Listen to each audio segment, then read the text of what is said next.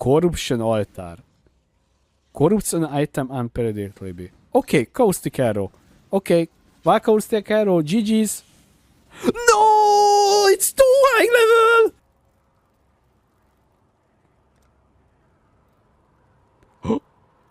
What? What?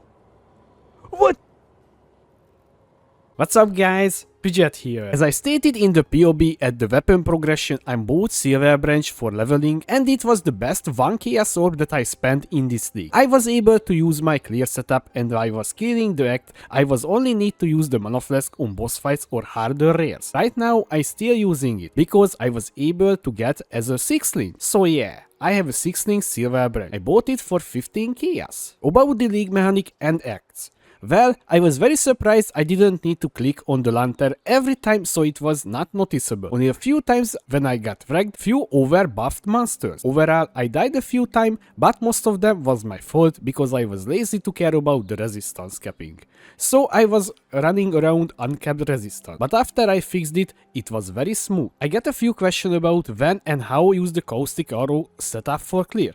I just want to address this one. So if you have any sort of +1 socketed bow gems or just have the Silver Branch unique bow, just socket the caustic arrow with moid manipulation, efficacy and pierce. But if you can get a penetrating arrow keyword as a base, you can drop the pierce support for features projectile. About toxic rain, you using it as a separate for link somewhere else. And only use it on rares on boss fights. You don't need to swap anything, just use as in the leveling progression. If you have cool rain, then you will only use toxic rain for clear as well, because the caustic arrow will deal way less damage to able to clear packs on its own. So if you have this unique, don't use caustic arrow. Your optimized signal target looks like this. Caustic arrow, and then start using toxic rain and watch out for the toxic ground from the caustic arrow and refresh if it runs out. Also, don't forget, you can use Withering Step for extra damage. If you have Ballista setup as well, then use it before the fight starts, and then Caustic Arrow and Toxic Rain. I'm dying too much. Is also mentioned problem from you guys. Well, I have a few tips as well. First, I hope you picked Grace as your first aura. Second, on acts, try to keep your life and resistance correspondingly to the zone. If you reach maps and you have a spare 4 chaos, buy immediately Lightning Coil and use it, because it will protect you from the physical damage. Don't forget to check your resistance if you use this armor, because it lowers your lightning resistance by a lot. Also, if you can at least set up your Topaz Flask to lower the damage you take from the lightning damage that you converted from physical damage. Also, if you can try to get all elemental resistance one on the flask as well, so you will have more freedom to upgrade your gear. Even you will pay less because your flask will take care of your resistance, and it will make your resistance capping much easier. I have a tips as well for your flasks. Do not, I repeat, do not try to get the mud. Use them full, because it's very unlikely you will hit with a few instilling orbs. So just use the bench for it, because there is no way you will hit under 5 tries. This orb is expensive at the start, so better just save up 5 and use with the crafting bench.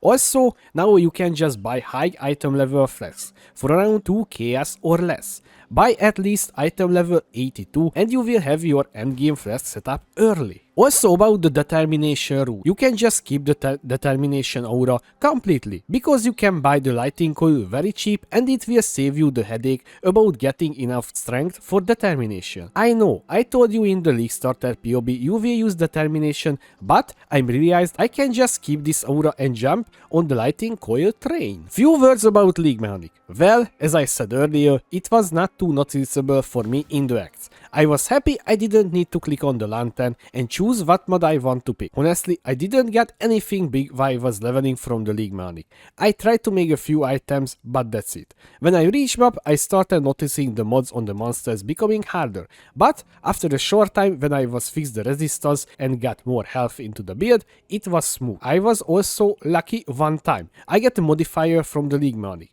50% chance to convert Jewelry to Divine Orb. I got only one, but it's a free Divine Orb. About the crafting with Necropolis.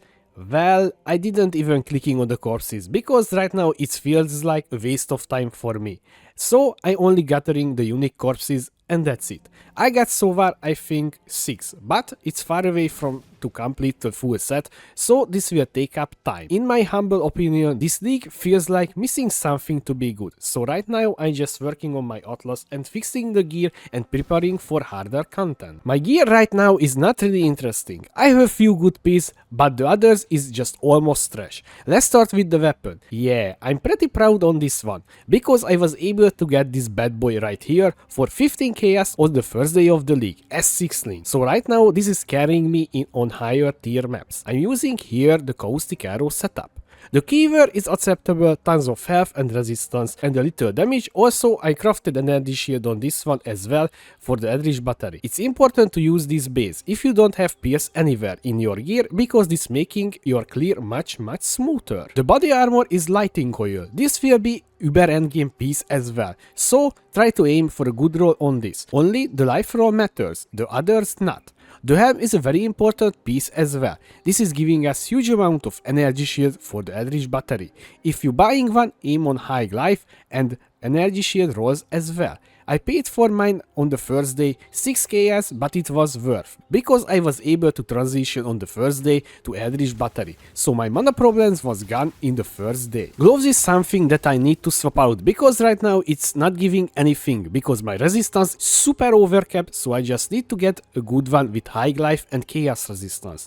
Bat is an excellent piece for now, very high life and energy shield and resistance, and flask charge gain, so my flasks has 100% uptime. Boots, well, I just found this one on the ground around Act 8 and I'm still using it, but this one is the next one that will get an upgrade. Rings, this one has high life and resistance, the other is, well, it's a ring at least. It gives attributes, not too much, and little chaos resistance, but this is also on the list to get upgraded. Amulet, well, at least it gives us life and that's it.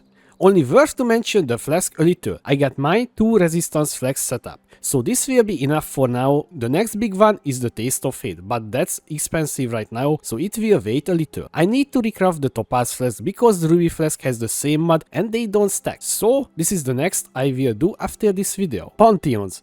Well, for this I not change anything that you saw in the league starter.